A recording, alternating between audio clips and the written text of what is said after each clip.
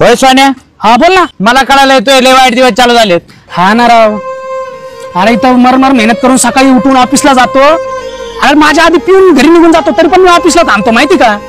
आणि बॉस का पेमेंटच वाढवा ना, खर्च पण एवढे वाढत चालले, काय करू काहीच कळा ना. लय टेन्शन आला असं राव तुला. टेन्शनची गोष्ट नाहीये. कस काय? सेव्हिंग्स आहे ना माझ्याकडे. आणि ते तो डॉक्टर कडे गेला, काय म्हणले डॉक्टर?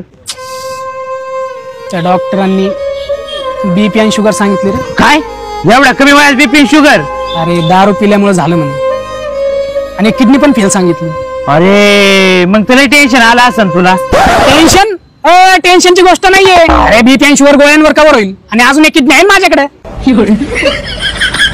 आणि ते तुझी गाडी हप्तेवाल्याने ओढून नेलं, त्याचं काय झालं मग? अरे इथं मॅकडवेल 150-400 झाली. महागाई एवढी वाढली, त्यामुळे अकाउंटला 1 रुपया नव्हता. हप्ता बाहून झाला, त्यामुळे फायनान्स वाल्यांनी घेऊन गेले गाडी.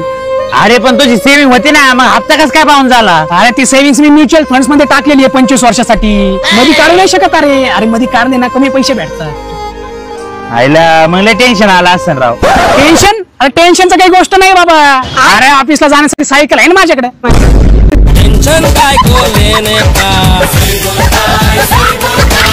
पटेला जे सायकल आहे ना माझ्याकडे.